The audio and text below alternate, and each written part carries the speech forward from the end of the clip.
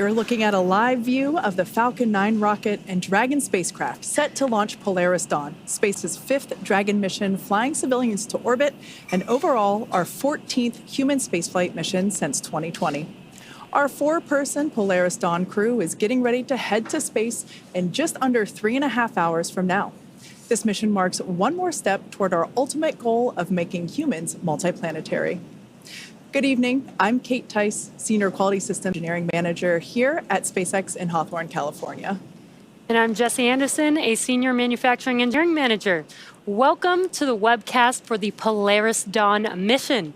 The Polaris program is a first-of-its-kind effort to rapidly advance human spaceflight while continuing to raise funds and awareness for important causes here on Earth. The goal is to demonstrate important operational capabilities that will serve as building blocks to further human space exploration.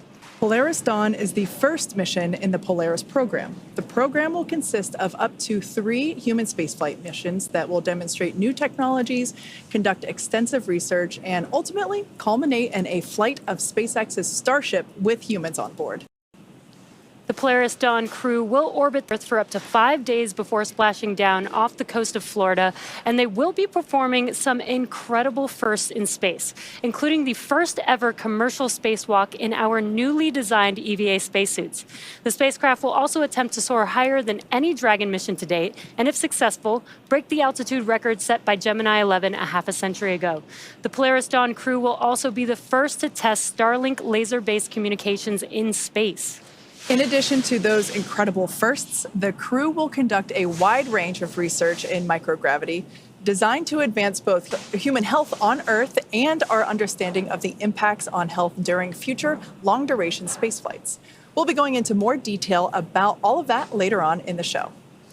All of the Polaris missions will be commanded by Jared Isaacman, an accomplished pilot and astronaut who led Inspiration 4, the world's first all-civilian mission to orbit that helped raise more than $240 million for St. Jude Children's Research Hospital.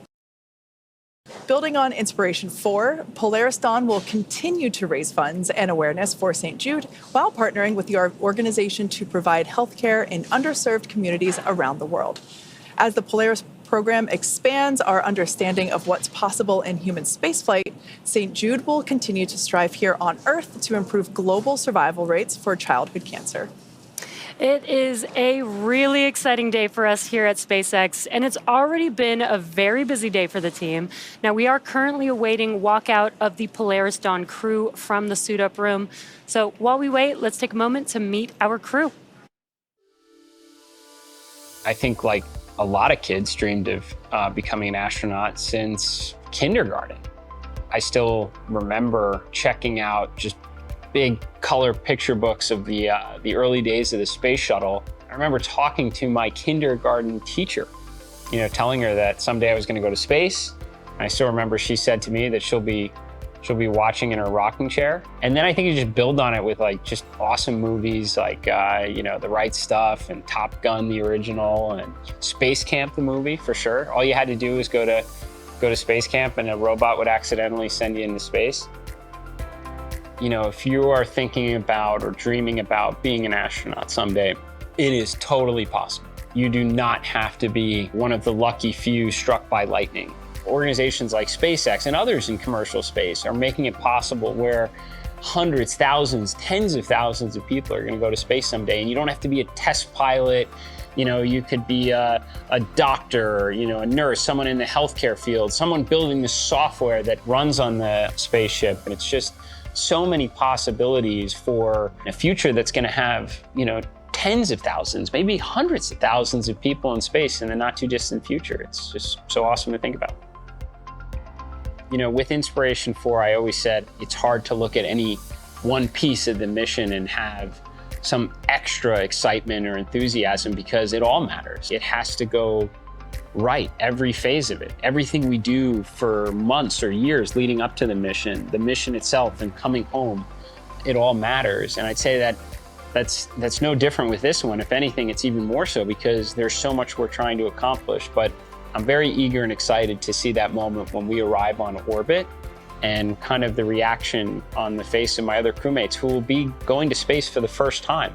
It's like a really special moment where a lot of emotion comes together when you've arrived on orbit. And they've worked really hard and very deserving for this opportunity, and I'm eager to see it, kind of firsthand. My name is Jared Isaacman, and I'm the commander of Polaris Dawn.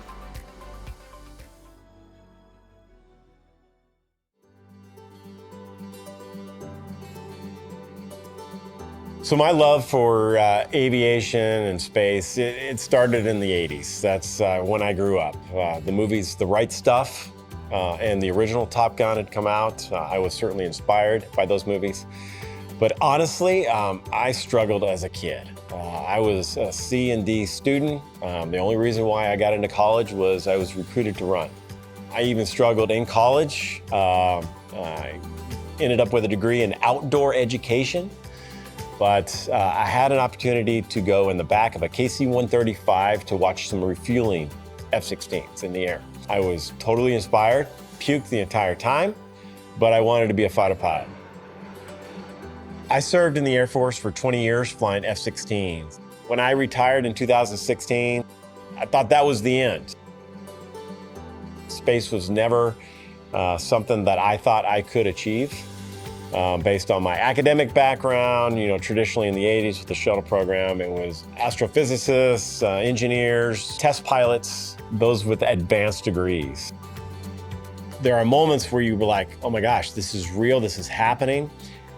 And it brings me back to my Air Force and fighter pilot experience in combat. Compartmentalizing what's going on, being very acute to every little detail. Throughout this entire training process, we have these aha moments. And when I have these aha moments, I think about what it's going to be like when it is liftoff. And I think I will be in that very intense moment of being aware of all the details around me, all the senses, watching all the parameters of the rocket, staying very focused on the mission. I'm not nervous. I'm intensely excited for this moment. I'm a fighter pilot, so I enjoy the thrills of thrust and acceleration that we're going to experience going from 0 miles an hour up to 17,500 miles an hour in a very short few minutes. Anything is possible. I never dreamed I would be in the seat. There are plenty of smarter, more intelligent individuals that should be in the seat, but I've been blessed to have this opportunity. I'm going to take advantage of it. My name is Scott Kid Poteet. I'm the mission pilot for Polaris Dawn.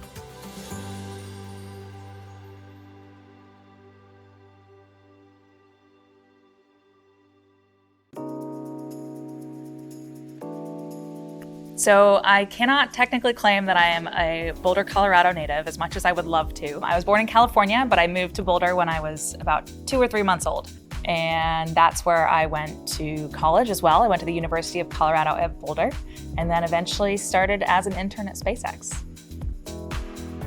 I would say I didn't always dream of going to space. I think my interest really changed in high school, and I thought human spaceflight was fascinating. I think I heard of the concept of this future job of running a space hotel, and I was like, wow, that's wild and cool. If that could be the future, that's something that I would like to think about. So I just started looking and pursuing human spaceflight topics and doing things that really interested me, because I didn't think going to space was necessarily a possible outcome. But along that journey, got to help with some really cool things, and that obviously led to going to space today. One of the professional accomplishments that I'm most proud of is bringing back and launching Bob and Doug was so massive. Like, that's the first time we returned launch capability to the US. Like, this is so big, and it was such an immense team effort to get Dragon to the point of flight for the first time. And then for me personally, then taking that and transforming that and growing our training program to support the first all-civilian crew with Inspiration 4. Those two missions certainly stand out for me. When I sit in the spacecraft, I think more than anything, what is going to go through my mind is just seeing all of the components that came together to make this machine, and all of the people that made those components and tested those components, being supported by the thousands of people at SpaceX that are making this possible and dedicating their lives to safely flying people to space and back. My name is Sarah Gillis, and I am a mission specialist on the Polaris Dawn mission.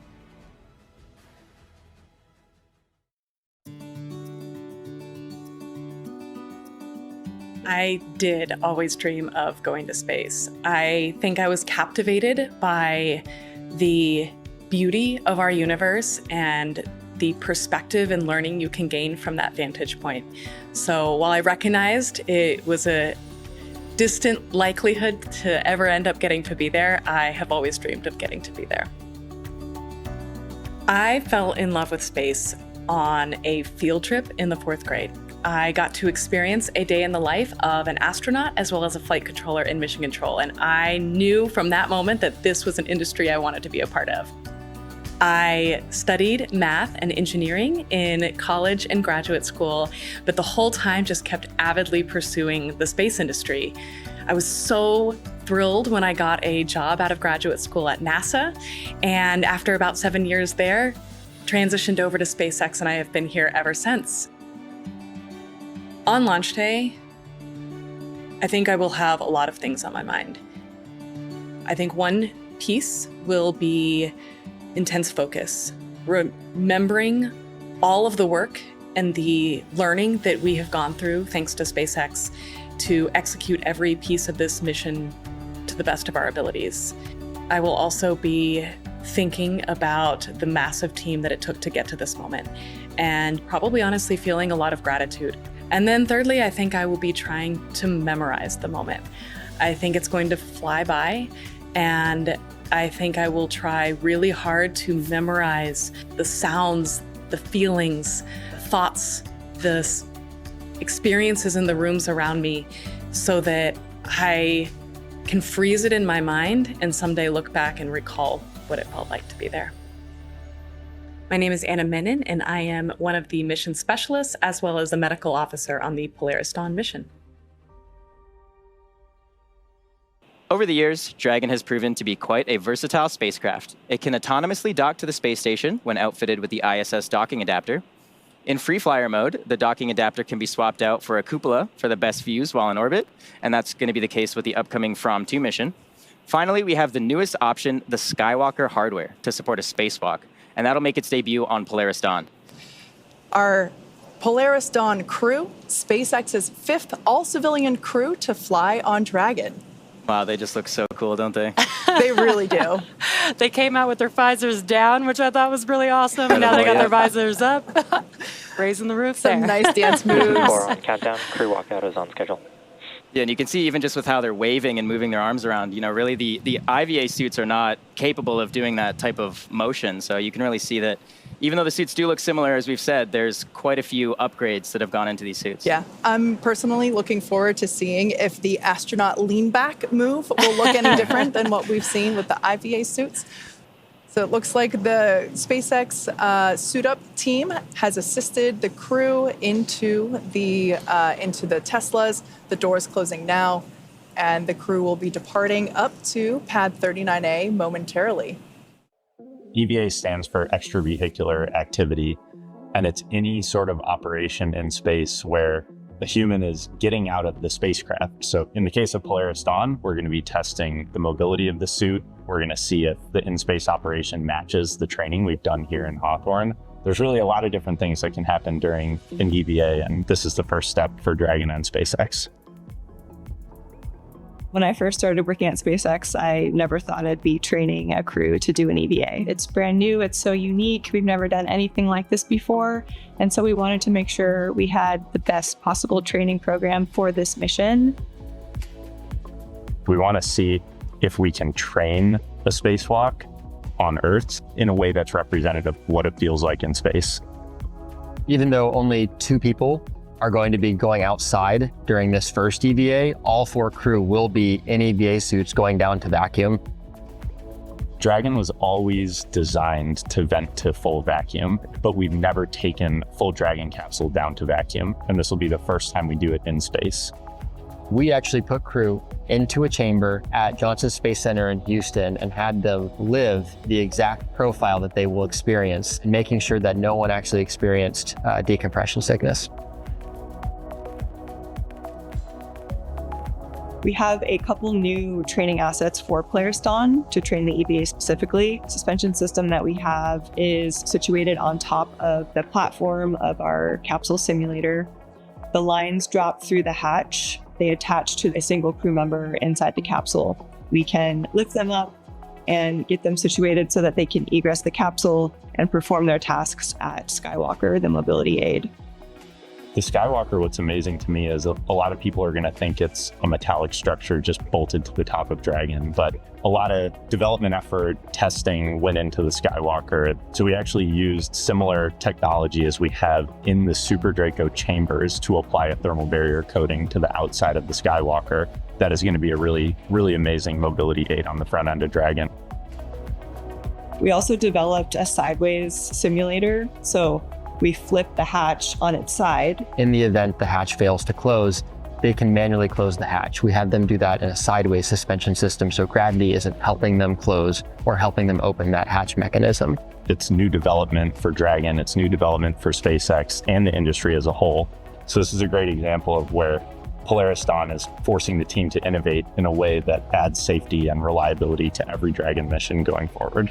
That's this huge challenge for us to go solve, but that's also an opportunity for us to solve the problems that we have to go figure out anyway for our larger goals, like putting people on Mars. The Polaris Dawn objectives are the first step towards that ultimate flight with humans inside of Starship, which is right along the SpaceX development path that we have towards getting to the moon and Mars.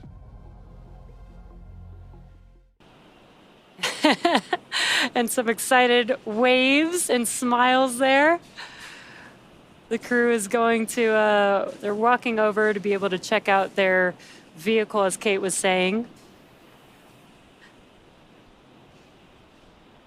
And a little bit of a lean back. There's a lean back, yep.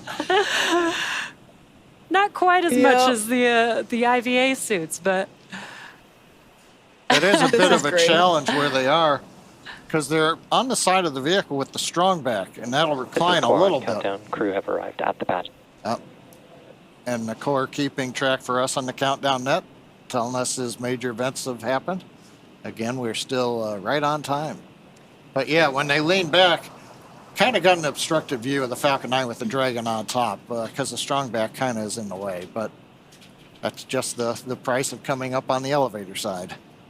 oh yeah, they've got a long way to look up. It's over 200 feet to the top of that rocket. So nice moment here to get some photographs with the entire crew in front of their Falcon 9 rocket. An EVA suit is an extravehicular activity suit, which is a spacesuit that can go outside of the spacecraft to do a spacewalk. We started with the IVA suit that we have, the intravehicular activity suit, as a kind of starting point, and looked at it and said, what would we have to change about this to be able to support a spacewalk? So the first is mobility. The crew will have to do a lot of moving around inside of Dragon to get outside and do the spacewalk. We had to add in new joints and new features in the suit to allow them enhanced mobility while the suit's pressurized. When a crew member is pressurized in the suit, the soft portions of the suit become rigid. They need actual flexure and rotational joints to allow them to move around. It's kind of like a suit of armor made of fabric.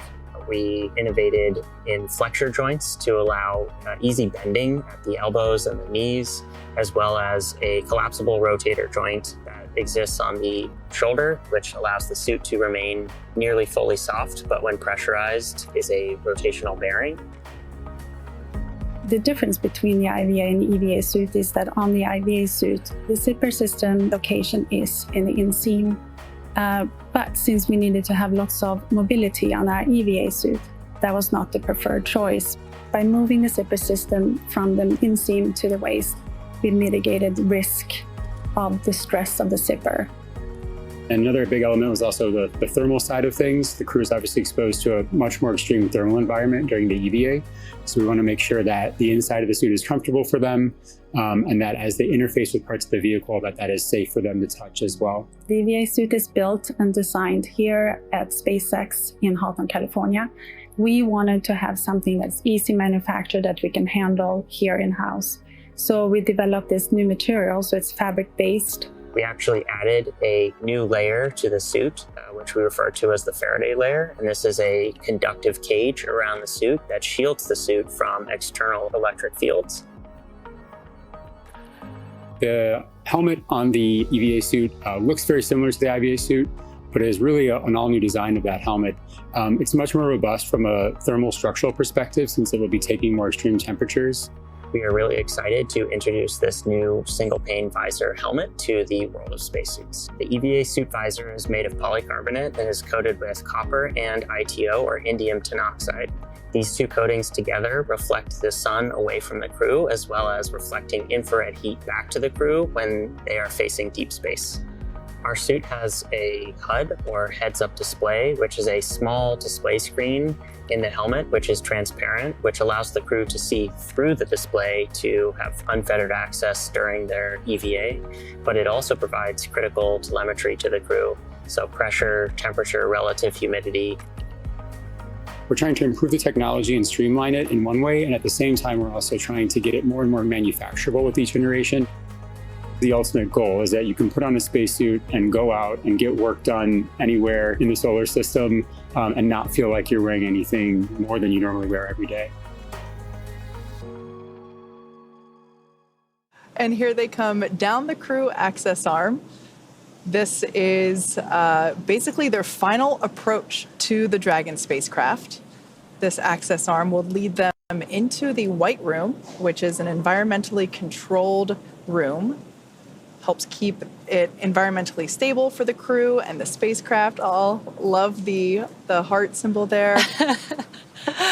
This is so exciting to see our two SpaceX employees making their way down the crew access arm, getting ready to ingress Dragon. Yeah, but first, before they do that, they are going to be handed a Sharpie. In fact, it's right there. And they're now going to add their name to quite an esteemed wall of signatures. They're going to sign it next to the X logo, of course, which is for our astronauts that fly with our private missions, next to the NASA meatball for the NASA astronauts. This is Cora on countdown. Crew have arrived at the White Room and expecting ingress imminently. It's quite incredible just to see the number of signatures around that X. You know, we talked about Inspiration 4, which was only a few years ago, and now here we are with Polaris Dawn, which is our 5th all-civilian mission to space. You know, so we're just really getting the numbers up in terms of private civilians going to space. Yeah, I love this. I love this tradition that you get to sign the wall when you get to fly and basically be able to leave a mark at least somewhere right before you lift off to outer space. And what's also super cool is this process of ingress that we're seeing. You'll notice crew members in the basically their black onesies, the ninja suits, and these are all part of the closeout crew. You can see a tablet there in action. They're following along with our electronic procedures, or EPROCs. And what I think is so cool about this mission in particular is that the two women that you see on your screen now are part of the larger space operations team that helped to develop these procedures that the closeout crew are using now. So I think that's such a very cool full circle moment. So the crew arm is actually pressed up against the Dragon spacecraft to create a seal to make sure that, you know, it's environmentally controlled inside of the crew access arm as well as the White Room before they ingress to prevent, you know, FOD and any exterior weather entering inside the White Room. The bulk of the training has been rightfully focused on the EVA, or the spacewalks. In a development program, you don't know what you need to train to. Like, how can we run pressurized operations, you know, simulate microgravity, but also have like a simulator that's powered, you know, with hatches to get in and out of, so we don't have to submerge that in a pool. We looked at a suspension system solution where we can set up a physics model that allows you to pressurize the suit, put on a harness, and then a hoist will lift a suited crew member up. And you can basically use one finger and you press down and your whole body will move up, just like in space. It allowed us to really put into practice the different piece-by-piece steps that are necessary to complete this operation safely. One aspect of our training has been scuba diving. The buoyancy allows us to kind of experience a different environment. The lack of communication is a challenge associated with scuba diving. You rely on alternate forms of communication. You'll use different hand signals to communicate, like I'm okay, you're okay. So I would say scuba diving has a ton of great training lessons that are directly applicable to our spacewalk. I have to say, I think the max fun here was the skydiving we did at the Air Force Academy. That was some of the best training ever. When I dropped out of that airplane, sitting in the airplane as I was going up, I felt those nerves, all of that rush of emotions that comes with, recognizing that you are about to do a really high consequence operation. And you're standing out, leaning into the wind, out of an aircraft, and then you just let go and you fall. It was incredible training, some of the most memorable training we've done. For the centrifuge training, the purpose is to go through both a launch and a reentry as well as a launch escape mission profile in this human centrifuge that's spinning you around and imparting forces on your body that are similar to the ones that we will experience when we go through those operations actually in space. When you're in space, you have to deal with the circumstances that you're dealt. Similar fashion is climbing a mountain. You're on the side of a mountain, it's taken days to get to where you're at, approaching the summit. You're dehydrated, you're hungry. You learn to manage those stressors. And those are all good preparation techniques in getting ready for space exploration. We've had it all. We've had unbelievable highs, and we've had lows. It's just been a great 2 years of growth. Some of the best times of my life.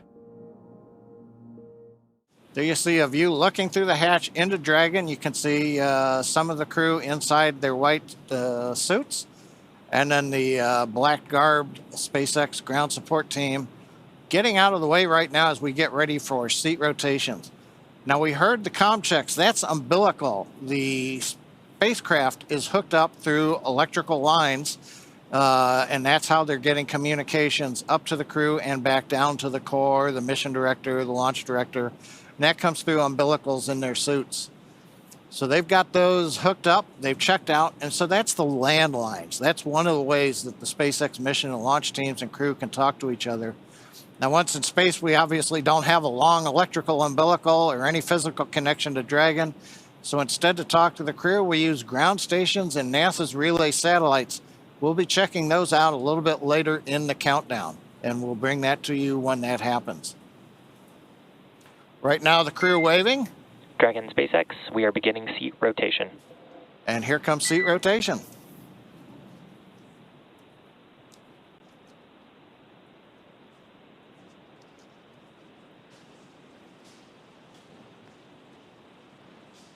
So the ground team out of the way, you can see the seats rotating into the launch position. This allows them to take the roughly 3.5 to 4 G's acceleration lying back. That makes it a little easier for the heart to pump blood up to the brain without having to fight the acceleration vector as we head up into space. First stage ride, pretty simple, 3.5 G's. Second stage, about the same, a little bit more, but something that's easily tolerated. And of course, the crew has been trained on it. Dragon, seats are in the launch position. My name is Liv, and I spell it L and then an apostrophe mark. Exclamation mark! I can tell you anything about space, from the miles from Earth to the sun to every mission, basically. I had cancer in 2021, cancer survivor like Haley. I really have a passion for wanting to help St. Jude and other kids who have those struggles as I had. So I first met Liv a couple days after I got back from space at our splashdown party. And I got to meet her family and they told me about her journey that she was on. I remember that she gave me a card she had written and it said, "Thank you for helping other kids with cancer like me. I hope to go to space like you someday." And My eyes just filled with tears whenever I read that. Basically, my one passion is to be the first child in space. Liv was really close with the Polaris Dawn crew, and they asked her to design the zero-G indicator. A zero-G indicator is like a little plush toy that floats in the air. It basically shows that you're in zero-G. They kind of hide it over in the corner, and then once you hit zero-G, it'll float up and reveal itself. My main idea for Asteroid is based on Elon's dog, Loki. I've always loved Shibas. They've always been really cute. And then when I heard Elon got Loki, I was like, done. I love her. I want Asteroid to be for every child and help them see, oh, Asteroid went to space. And I can too. I can achieve my dreams.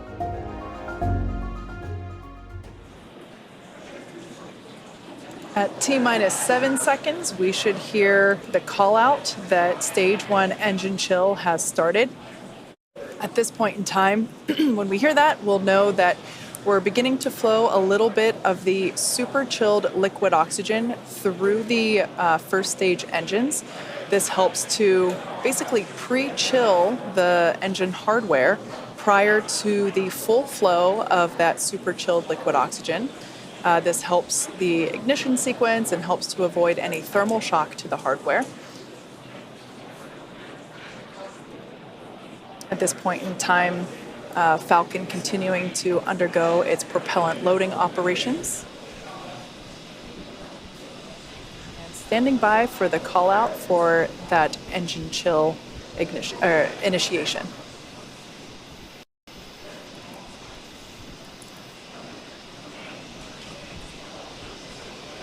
Engine chill has started.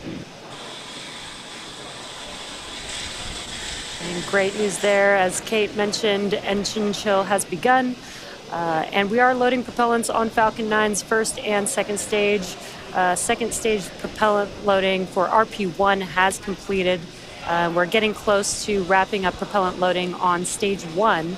And while RP1 will be completed around the T-minus 6 minute mark, liquid oxygen loading will continue on both first and second stage as we get closer to the T0. So we should hear a call Stage out. 1 RP1 load is complete. Perfect timing. Stage 1 RP1, or the fuel for the Falcon 9 vehicle, has completed on the first stage.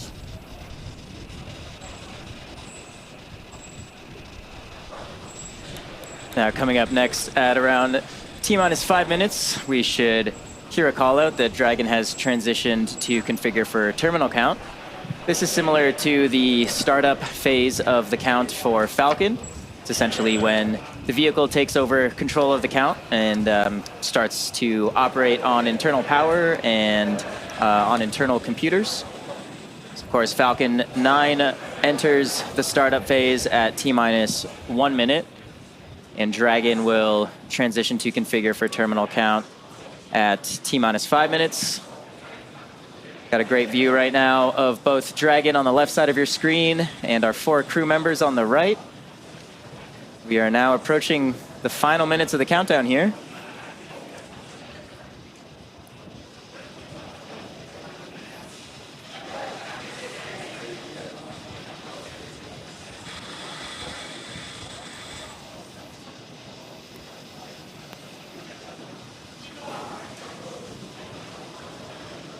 Falcon 9 tanks are pressurizing for strong back retract.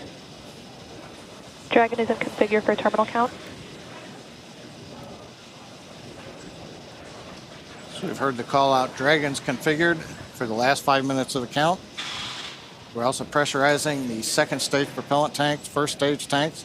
The strong back retract will be coming up next.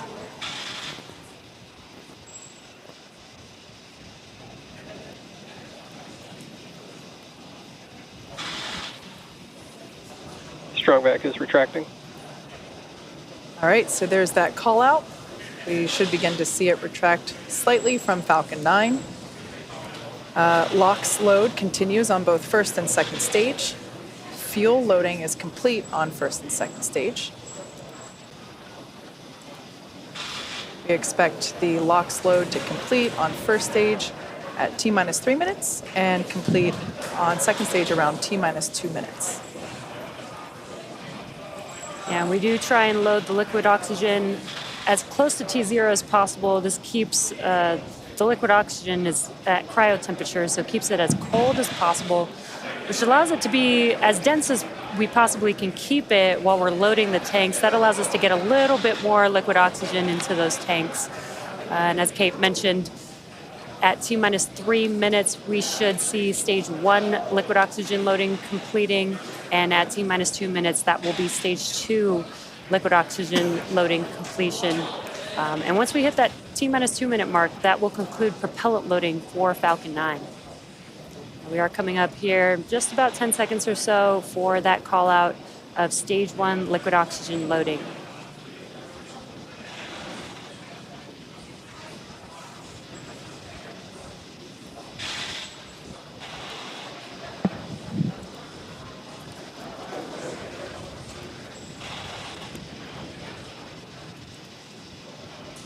Stage 1 LOX load complete.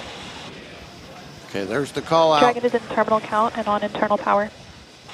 Dragon's on internal power. First stage, propellant tanks are loaded. Next major event, approximately T-minus 2 minutes, liquid oxygen load completes on the second stage. After that, at about T-minus 1 minute and 30 seconds or so, we will tell the crew to expect loud venting as we depressurize and drain the lines up the side of the strongback. And then as we get down inside the last minute 45 and then 1 minute, we'll get Dragon into countdown. Falcon 9 computers will go to startup.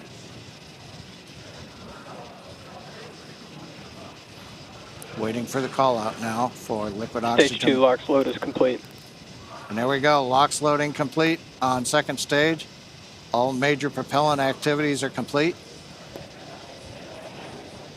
Dragon is in auto idle. Dragon's gone to auto idle, one of the states in its flight computer.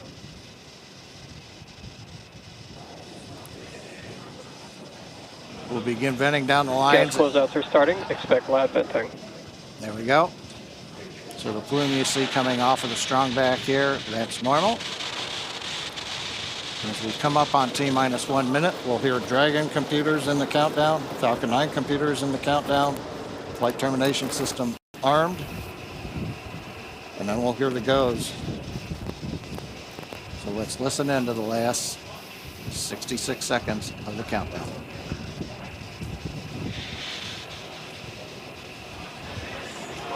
FTS is armed, Falcon 9 is in startup and is now controlling. Dragon is in countdown.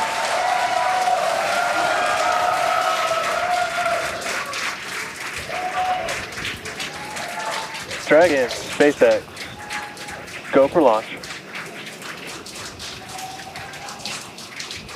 Send us, SpaceX.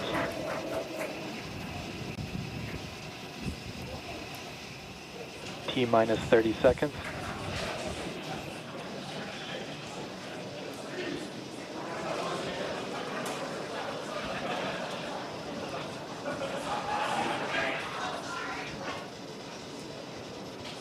T-minus 15. T-minus 10, 9, 8, 7, 6, 5, 4, 3, 2, 1. Ignition and launch. Go Falcon, go Polaris. Copy, 1 Alpha. Vehicle is pitching downrange. Stage 1 propulsion is nominal.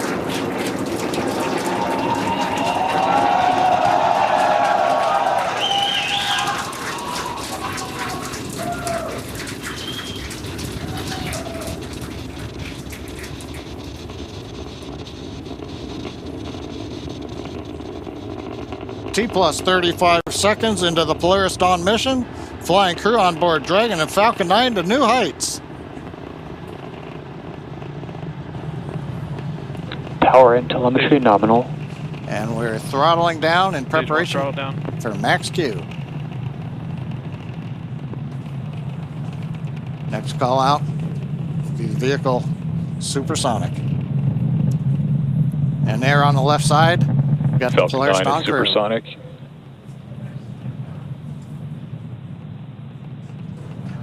Thumbs up from the pilot on the left side there. Max Q.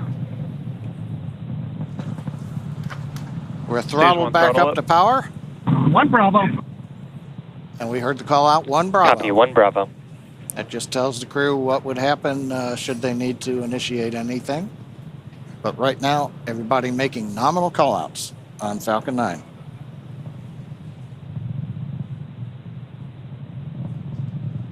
Nice views from the ground camera and nice view from inside Dragon. MVAC chill is underway. The announcement lets us know we've begun the final chill of the second stage engine in preparation for its activity coming up at about T plus 2 minutes and 40 seconds.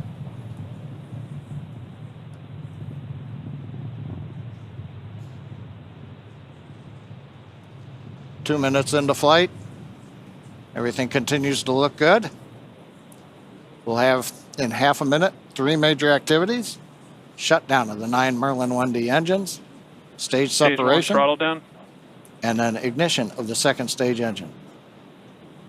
Throttle down, we're holding a constant acceleration now for the crew, just below 4 Gs. See, we're coming up 70 kilometers.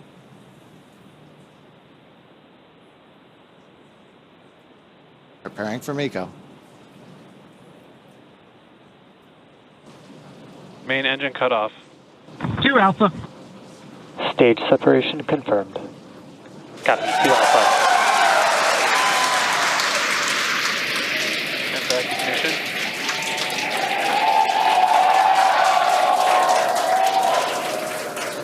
As you can tell by the cheers behind us and the views on your screen, the first stage booster now on its way to attempt landing on Just Read the Instructions. Second stage there on the right-hand side of your screen. You can see that the first stage has not yet reached its apogee. You can see the altitude there. Lots of thumbs up there from pilot Scott Kid Poteet. Now 3.5 minutes into the Polaris Dawn mission. First stage continuing to make its way up to its apogee. We'll see that altitude begin to slow down. Dragon SpaceX, trajectory nominal.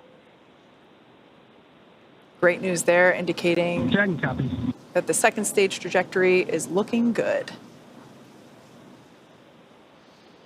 Now the grid fins have deployed on the first stage. If we get first stage views, we might be able to see the Florida coast in the background. Oh, they're right there. Yeah, we sure can. Once again, our drone ship is attempting to land on, our booster is attempting to land on our drone ship. Just read the instructions.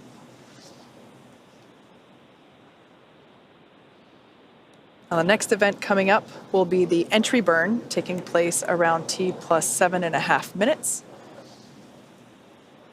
This burn will utilize 3 of the engines on the first stage.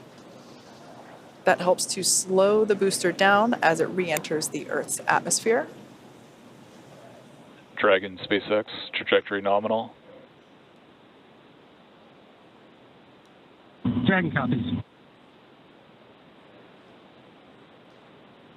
Following the entry burn, we will see the landing burn, and that'll be around T plus 9 minutes.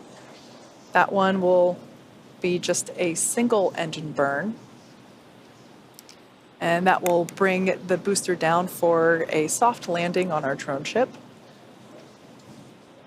Around the same time as that, we expect to see Dragon be injected into orbit.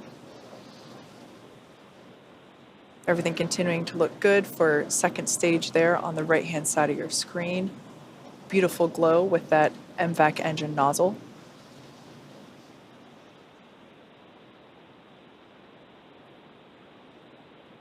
We can see the crew settling Dragon quite SpaceX, trajectory nominal. Dragon copies.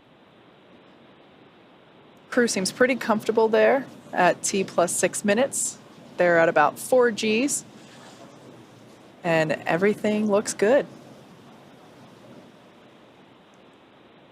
First stage continuing its descent back down to planet Earth.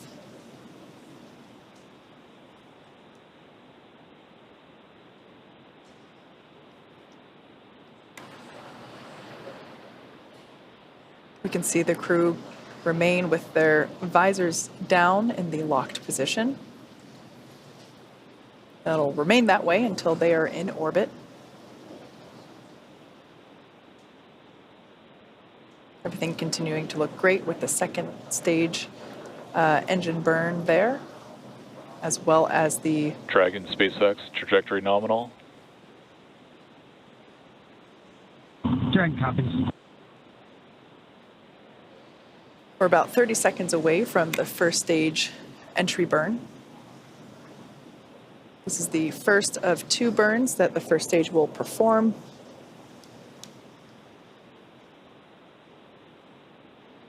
Designed to help reduce the amount of drag experienced by the first stage.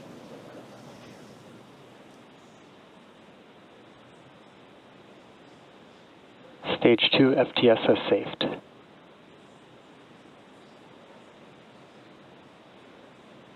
All right, standing by for entry burn begin on the first stage, there on the left-hand side of your screen.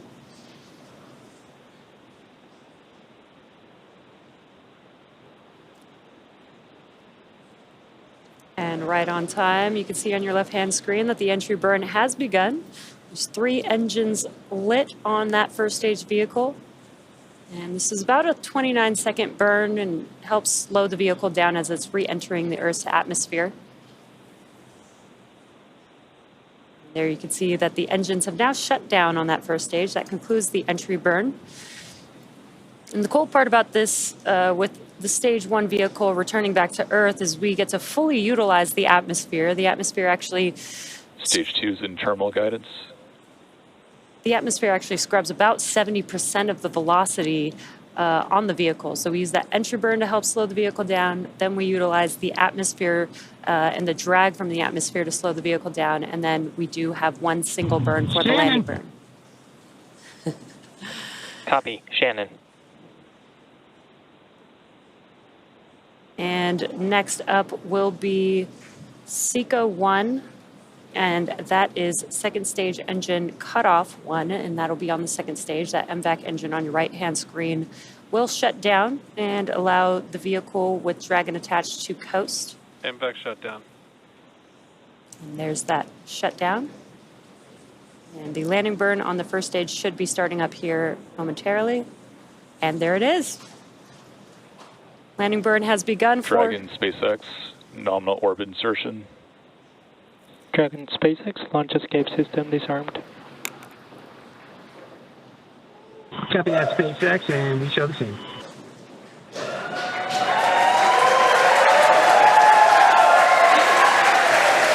And a lot of events happening right there, but you can see that the stage 1 vehicle has touched down on Just Read the Instructions. A very excited crowd there. Here in Hawthorne, we've also confirmed MVAC engine shutdown and orbital insertion of the second stage with the crew on board. Yeah, honestly, a pretty impressive crowd for 2:30 in the morning here. We can see the crew enjoying their first taste of microgravity there on the left-hand side of your screen.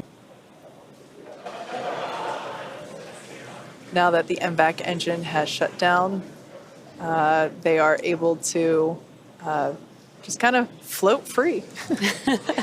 We might catch a glimpse of the 0G indicator. Can't quite tell if they've... Oh, it looks like it's in the upper right-hand corner. It'll come back into view here. Once again, they will keep their visors on until given the okay by core here on the ground.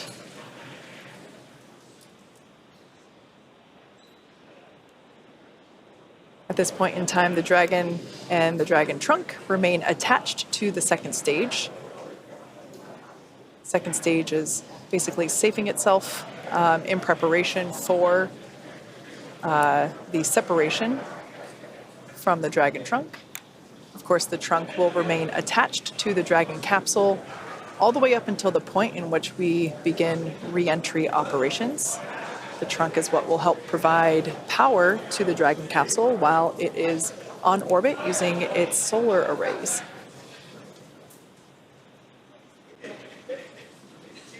Looks like our first clear view of planet Earth there, our first of many for this mission.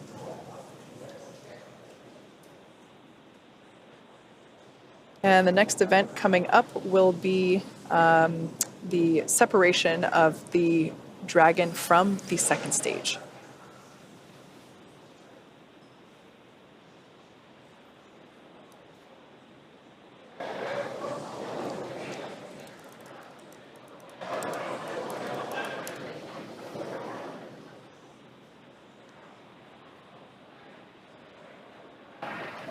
I believe this view here is, yep, it's of the trunk. We can see it separating from the second stage. A gorgeous view.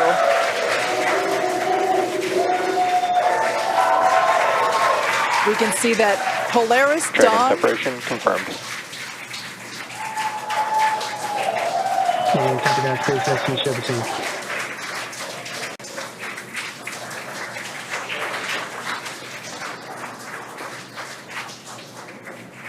Polaris Dawn flying free into the sunrise.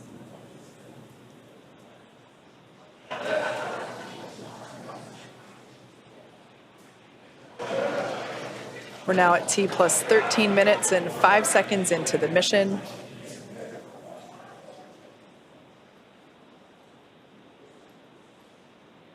Next major event will be nose cone deploy. Dragon, SpaceX.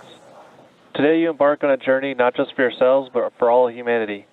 Each of you has trained tirelessly and prepared rigorously for this moment, the moment where we reach higher into space than ever before. As you gaze towards the North Star, remember that your courage lights the path for future explorers. We trust in your skills, your bravery, and your teamwork to carry out the mission that lies ahead.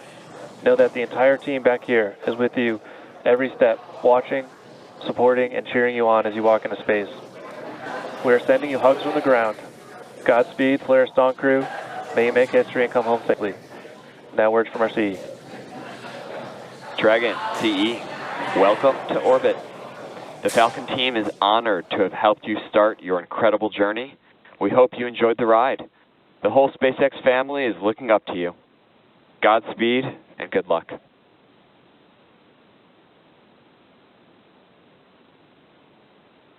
LD, CE, message received. We appreciate the kind words. We wouldn't be on this journey without all 14,000 of you back at SpaceX and everyone else cheering us on. We appreciate it, and we're going to get to work now.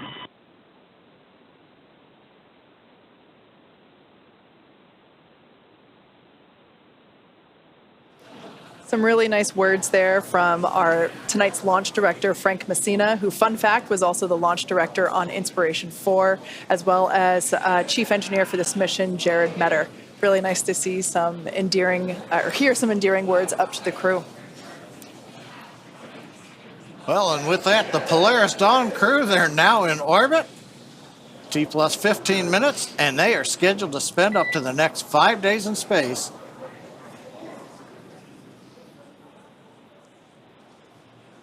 We heard that tone for a minute. We thought we might hear from the crew, but they're going to spend the next 5 days in space before splashing down off the coast of Florida.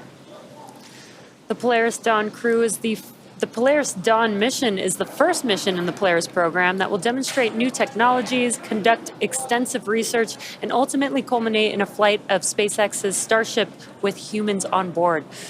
All of this while continuing to raise funds and awareness for important causes here on Earth. You can learn more about the Polaris Dawn program and the Polaris program at polarisprogram.com.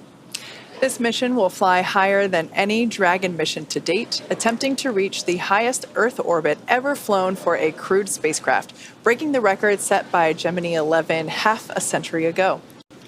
And there it looks like we can see some nose cone separation action happening. Now, the Polaris Dawn crew will also be the first to test the Starlink laser-based communications in space. Over the course of the mission, we'll be checking in periodically with the crew. Next up, Dragon will initiate a 2-day pre-breathe process to prepare the crew for their upcoming spacewalk, and that'll be this Thursday, September 12th. Dragon SpaceX nominal dehumidifier activation and service section Draco checkouts, and nose cone open is in progress.